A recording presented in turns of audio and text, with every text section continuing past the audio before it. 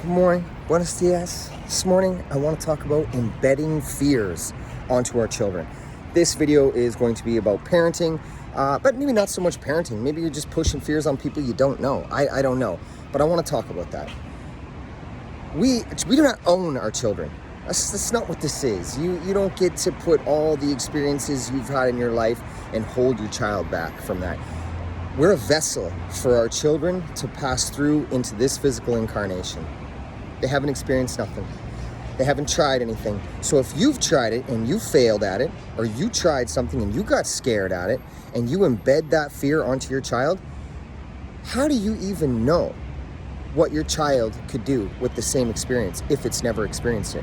Why would you close a door for your child because you tried something and failed at it? Can you even imagine that, closing a door for your child? As parents, don't we want to open all the doors and give our children everything? So why would we let our own fears hold back our children without even letting them have a chance of trying it? I mean, remember, they have different gifts than you. Sure, they have characteristics and abilities, absolutely, that come from us, which is a wonderful, beautiful thing. But at the end of the day, they have their own abilities, their own gifts, and we should encourage that. And it's crazy right now because fear is a tool of control for most. Many that have been brought up in this world, and are older and have children, have had more of a devastation and manipulation of fear in society. So you are more apt to be scared than the child is, because the child is pure love. It doesn't know fear, especially young ones, because they're closer to the source of love. That's where we come from. Fear is a learned behavior. So if you're scared and you're embedding that fear onto your child without letting your child experience something or make its own decisions, you've held your child back. That's 100% fact. And if you're holding your child back, question your parenting. I mean, parenting is the most important job in the world. I don't give a shit if you're a doctor. I don't give a shit if you're a lawyer. If you've got children at home, put that shit on hold. Put your professional life on hold, because family is everything. And if somebody hasn't told you that, I'm going to tell you that.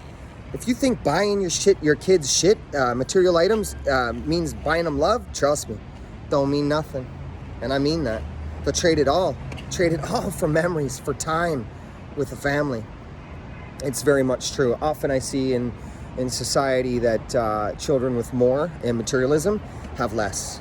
It's just a fact. Breaks my heart, actually. I empathize a lot for those ones, and I keep my eye out for them because I know what they're looking for, connection. And they have social issues as well. Most of these kids most kids these days have social issues because we don't know how to communicate. And we're not teaching our children how to communicate because we're too afraid to. Human beings afraid to communicate. It's just an oxymoron. It sounds ridiculous. We're tribal, nomadic people that are meant to be in a community. But people be so scared about shit these days that they don't even connect. When connection is what sets us free. Connection is what brings us together. And connection brings the collective consciousness closer. How could you not? You don't even know what we're capable of as a collective.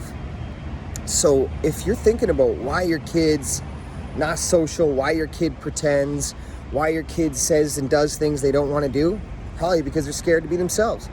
Probably because they learned things from you. It's learned behavior fear. And it's, they got social media and shit really young these days, so monitor that, It's just a tool of fear. Not all of it. I spread love and light, and many others like me do it as well.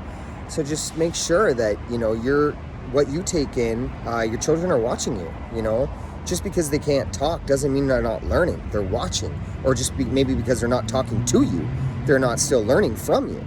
They're watching. And another thing I want to talk about is false ideologies of love.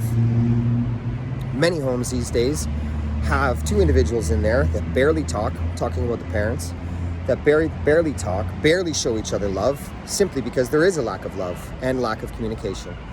Because love dissipates when there's a lack of communication, because two individuals don't share how they feel. And when that happens, it's taught to our children. So do we really want our children growing up the same way we do, making the same mistakes we do? Are we going to hold them back from that as well and allow them to do that because we can't communicate with them on what it means to love, what it means to have love for yourself, what it means to be a real friend?